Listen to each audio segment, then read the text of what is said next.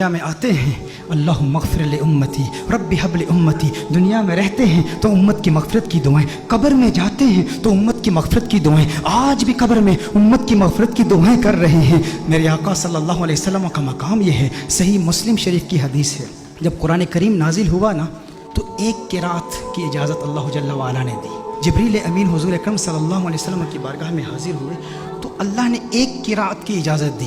حضور اکرم صلی اللہ علیہ وسلم نے جبریل امین کو واپس بھیج دیا، جبریل واپس چلے جاؤ، اللہ کی بارگاہ میں عرض کرو کہ میری امت کے قبائل تو بہت زیادہ ہیں، اب ایک قرات کی اجازت، یہ میری امت کے لیے اس کا تلفظ آسان نہیں ہے، حوّن علی امتی، امت کو سہولت دی جائے۔ نبی کریم صلی اللہ علیہ وسلم نے جبریل امین کو واپس بھیج دیا، جبریل امین اللہ کی بارگاہ میں حاضر ہوئے۔ اب دیکھیں ہندوستان کے علماء بیٹھے ہیں، حضور کے امتی ہندوستان میں بھی رہتے ہیں نا، میں جب ہندوستان میں جاتا ہوں تو وہاں پر جب بیانات میں مجھے دعوت دی جاتی ہے، جب مجھے مدعو کرتے ہیں تو کہتے ہیں شاکب شامی کو ہم دعوت دے رہے ہیں۔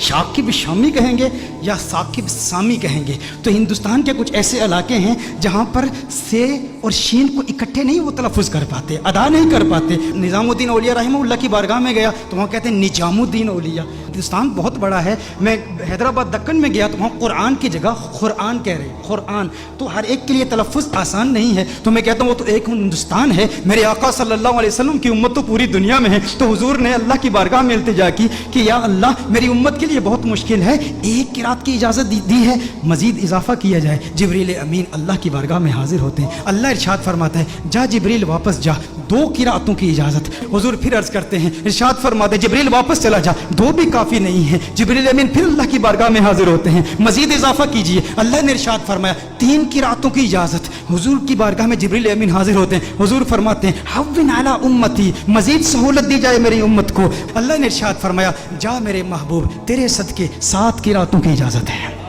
اللہ ناراض نہیں ہوا، اللہ نے ناراضگی کا اظہار نہیں کہ میں ارحم الراحمین ہوں، میں اپنی مخلوق کے تلفظ کو نہیں جانتا تو کون جانتا ہے؟ میرے محبوب بار بار جبریل کو واپس کیوں بھیجتا ہے؟ میں نے تو قرآن نازل کیا نا، لیکن اللہ نے ناراضگی کا اظہار نہیں کیا بلکہ اللہ جل وعلا نے پیار کا اظہار کیا۔ اب اللہ کا پیار کیا ہے، اللہ کی محبت کیا ہے کہ محبوب یہ جو 3 بار تجھے تکلیف اٹھانی پڑی نا کہ تو نے جبریل کو 3 بار بھیجا ہے میری بارگاہ میں، اس تکلیف کی وجہ سے محبوب تجھے انعام دیتا ہوں، تجھ پہ اپنی عنایات کا نزول کرتا ہوں۔ وہ انعام کیا ہے؟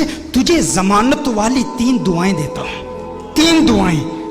صحیح مسلم کی حدیث کا مفہوم پیش کر رہا ہوں، ضمانت والی 3 دعائیں، جب بھی مانگے گا قبول ہو جائیں گی۔ سارے انبیاء کو دعائیں دی گئی، حضرت سلیمان علیہ السلام کو بھی ایک ضمانت والی دعا دی گئی کہ جو دعا کرے گا قبول ہو جائے گی، باقی انبیاء کو ایک ایک دعا دی گئی۔ حضور اکرم صلی اللہ علیہ وسلم کو 3 دعائیں دی گئی کہ ہے محبوب 3 دعائیں ہیں۔ سلیمان علیہ السلام نے دعا کیا کی؟ یا اللہ مجھے بادشاہ ایسا بنا دے کہ میرے جیسا کوئی بادشاہ نہ ہو۔ اللہ جل وعلا نے دعا قبول کر لی۔ ابراہیم علیہ السلام نے اپنی اولاد کے لیے دعا کی کہ یا اللہ میری اولاد میں انبیاء اور رسول بھیج، اللہ نے وہ دعا قبول کر لی۔ حضرت نوح علیہ السلام نے اپنے دشمنوں کی تباہی کی دعا کی، ان کے دشمنوں کو اللہ نے تباہ کر دیا، سب کی دعائیں قبول ہوئی، لیکن ہر نبی نے جو دعا کی نا، یا اپنے لیے کی یا اپنی اولاد کے لیے کی یا اپنے دشمنوں کی ہلاکت کے لیے کی، انہیں ایک ایک دعا ملی، لیکن کونین کے والی صلی اللہ علیہ وسلم کو 3 دعائیں ملی۔ لیکن میرے آقا کی دعائیں کیا ہیں؟ میرے آقا صلی اللہ علیہ وسلم نے ایک بھی دعا اپنے لیے نہیں کی، 2 دعائیں دنیا میں ہی کر لی اور ایک دعا آخرت کے لیے مؤخر کی۔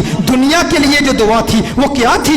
اللہم اغفر لامتی، اللہم اغفر لامتی، اللہم اغفر لامتی، ہے اللہ میری امت کی مغفرت فرما۔ میرے آقا صلی اللہ علیہ وسلم نے دوسری دعا کیا کی؟ پھر اللہم اغفر لامتی، ہے اللہ میری امت کی مغفرت فرما۔ علماء نے کلام کیا ہے کہ پہلی جو دعا تھی وہ کبائر گناہ کے لیے تھی، دوسری جو دعائیں تھی وہ صغائر گناہ کی ہے، لیکن تیسری دعا میرے آقا صلی اللہ علیہ وسلم نے مؤخر کر لی۔ اور مؤخر کیوں کی؟ حضور نے ارشاد فرمایا یہ تیسری دعا آخرت کے لیے بچا کے رکھی ہے۔ یا رسول اللہ صلی اللہ علیہ وسلم کیوں بچا کے رکھی ہے؟ حضور نے ارشاد فرمایا وہ آخرت کا دن ایسا دن ہے جب سب نبیوں کی امتیں یہاں تک کہ انبیاء بھی میری بارگاہ میں حاضر ہوں گے، یہ ان کے لیے سنبھال کے رکھی ہے۔ حضور اکرم صلی اللہ علیہ وسلم نے ابراہیم علیہ السلام کی امت کے لیے، عیسیٰ علیہ السلام کی امت کے لیے، موسیٰ علیہ السلام کی امت کے لیے، ان سب کی امتوں کی مغفرت کے لیے یہ دعا سنبھال کے رکھی ہے۔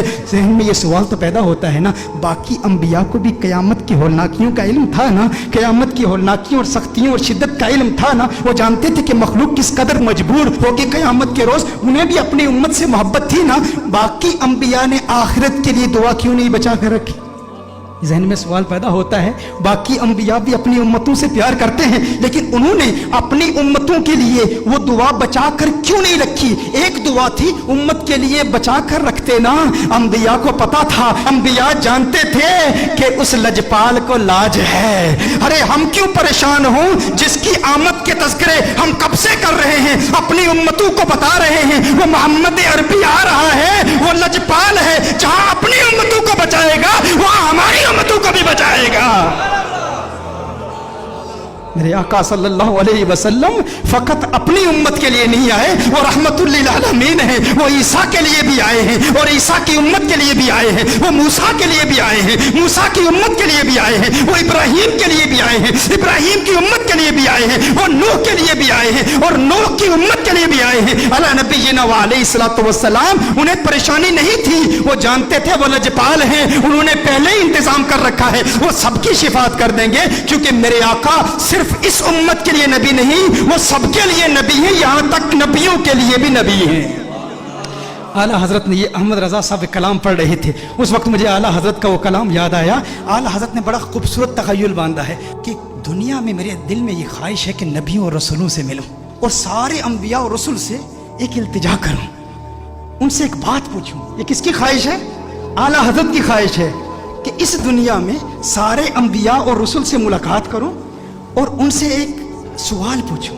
لیکن اس دنیا میں ممکن تو نہیں ہے احمد رضا کہ سارے انبیاء اور رسول کی بارگاہ میں تو حاضر ہو اور ان سے سوال پوچھ۔ کہا تو پھر میں قیامت کے روز پوچھ لوں گا، آخرت میں پوچھ لوں گا۔ اس وقت مخلوق بھی اپنے اپنے مقام کے اعتبار سے اور اللہ کی شان کے لائق اللہ کو دیکھے گی، تو اللہ کے سامنے اعلیٰ حضرت حضور کے سامنے انبیاء سے ایک سوال پوچھیں گے۔ وہ سوال کیا ہے؟ انبیاء سے کروں عرض کیوں مالک ہو؟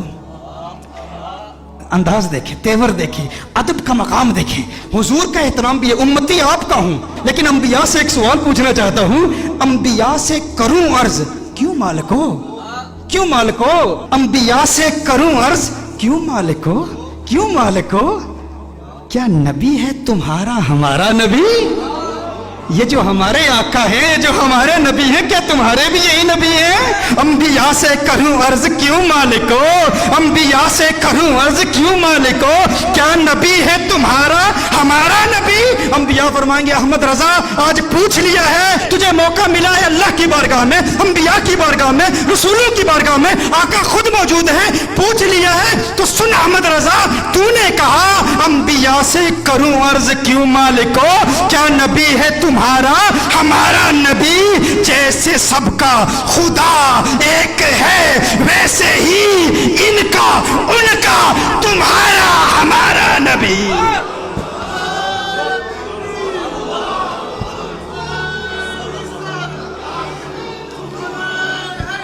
جیسے سب کا خدا ایک ہے ویسے ہی ان کا ان کا تمہارا ہمارا نبی۔ کرن بدلی رسولوں کی ہوتی رہی، چاند بدلی کا نکلا ہمارا نبی۔ کیا خبر کتنے تارے کھلے چھپ گئے، پر نہ ڈوبے نہ ڈوبا ہمارا نبی، پر نہ ڈوبے نہ ڈوبا ہمارا نبی۔